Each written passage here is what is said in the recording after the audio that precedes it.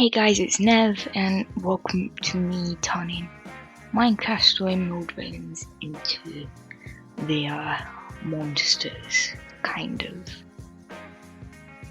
The first one I did was Ivor. I've often seen people drawn Jesse merged with the Witherstorm, and had the idea of doing that, but with Ivor, since he's the one that created it and all. I made him really bony and distorted to show how the Witherstorm is constantly hungry and feeding, and in that scenario it's essentially feeding off of Ivor. So it's this constant hunger that's kind of driving him to the brink of insanity and putting the people around him in danger, which could go into Ivor's tendency to isolate himself, like he went to the Farlands to be away from other people, even though he obviously doesn't necessarily hate people, wanting to avoid hurting anyone who pushed this habit to the brink, I suppose. It makes it 1,000 times worse. In contrast to how thin he is, I made the tentacles kind of bulge out of him to further distort his body.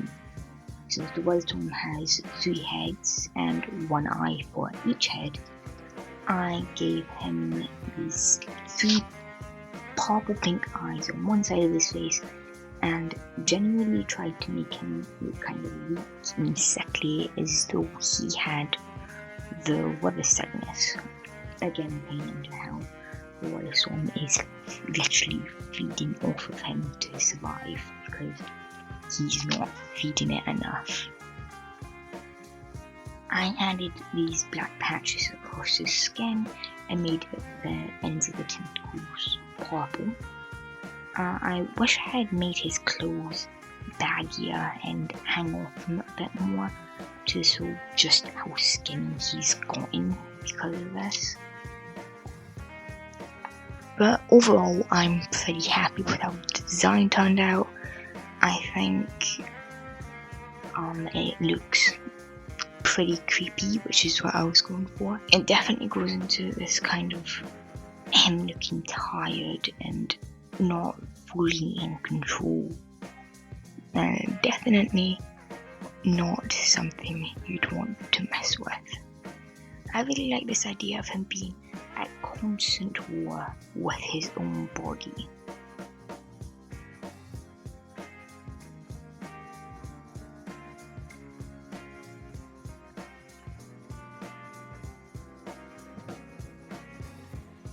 The next one is Harper and Pama.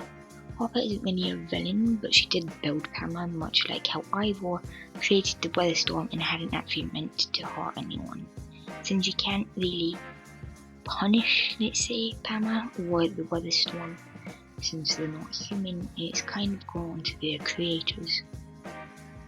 For Harper, I gave her this kind of forced smile to mirror the one that Pama has, and gave her these glowing green eyes and these cracks across her face.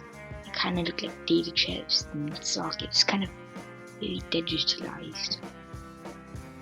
I also have this idea that they turn red when she's angry or upset and has trouble expressing emotions properly. She can also connect to other people and animals that are chipped and can control them like Pama does. I also like the idea of extending it so that they can kind of communicate telepathically, and those that are connected to her can understand her emotions better and whatnot. She doesn't have to control them, but since they're chipped, she can if she really wanted to. Of course, however, there's a question on whether or not she'd be at all willing to do that. I had this idea of Harper kind of helping out Ivor with this chipping mechanism to help keep his Witherstorm side under control by controlling him, and it would also benefit him by being able to understand her better through the chip, so kind of bringing them closer together. I decided to keep her clothes the same, so the only thing that's really visually different in this design compared to her in the game is her face, and obviously all the chip and stuff that we talked about. Overall, I'm really happy with this design. I think it turned out really well, even though the change in itself was really minor.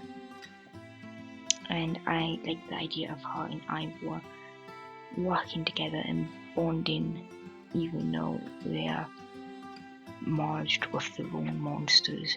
Kind of like how Ivor was connected to her in the game because he related to her accidentally creating a monster like he did. I just find Ivor and Harper's relationship to be really cute, and I was really happy that I was able to implement it into this kind of AU like this.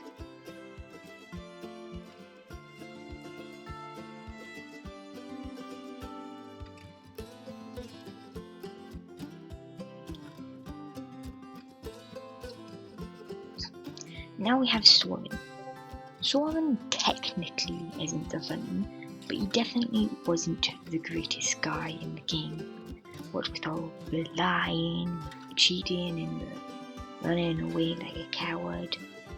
Originally I was going to do something with the Ender Dragon, but really suck at drawing wings, so I decided that I like the Enderman idea better. Also, it plays into his obsession with them a lot, which I really liked. I made him really thin and tall, but I also gave him a bit of a pot belly to make him look a bit weirder, which is something that was inspired by Owl, I think that was his name, from this book called Zombie. A lot like Ivor, I gave him patches of black skin and one purple eye. I also added in a bit more purple by putting bags under his human eye, like he had trouble sleeping, maybe due to his Enderman side. I also feel like Enderman fits his character better, because he has a tendency to run away from his issues, kind of like how an Enderman will teleport away sometimes during combat when you are defeating it. And he doesn't like facing his problems or his mistakes head on, kind of like how an Enderman doesn't like being looked in the eye. For the background, I put these purple sparkles, like the ones that are often left behind when Endermen teleport. I feel like overall I really like this design. I think it plays into Swan's character really well, and it would be a fitting marge, more punishment for him and for the mistakes he's made. I also like how it plays into Swan isolating himself, because Endermen are often seen by themselves more often than they are seen with other Endermen.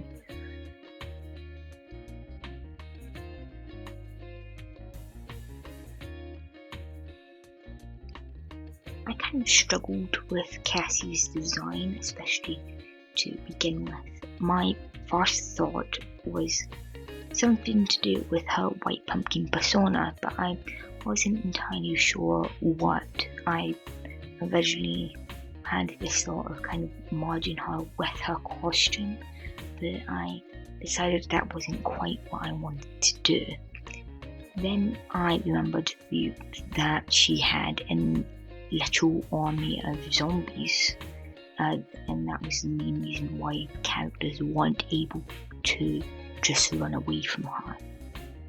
And I decided to do something with that, and in the end I ended up combining both the zombies and her white pumpkin persona. So I made her slump over being kind of groggy looking like a zombie would be, but instead of making her skin green, I made her really pale, like her white pumpkin mask, with this kind of green sickly hue on her face, and gave her the yellow eyes that again she has on her white pumpkin mask. I made her colours desaturated to lean into the dull pale look that I was going with, and cracked her glasses to show that she's a bit of a mess, leaning into the undead vibe.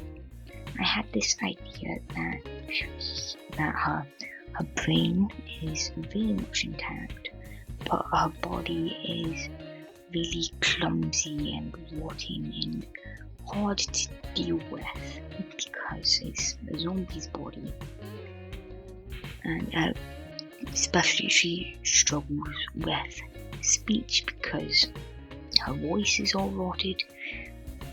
Kind of going with the idea that no one could really tell who she was with her mask on because the voice was deep, but in this sense she can't really talk at all. You couldn't really see the cracks on her glasses when they were just blue, so I ended up adding in these red ones right next to it to try and enhance it. I'm not really sure if I like it, but I don't hate it, so I suppose it's alright. Overall, I'm pretty happy with the design, even though I wasn't able to make it a full body like I wanted to in the sketch. I was just struggling to figure out how to do the slumped position properly. And that's what Minecraft Story Mode villains merged with their monsters. I'll be doing another forest in part 2, so stay tuned for that. Thanks for watching, stay safe, and remember to recycle. Bye!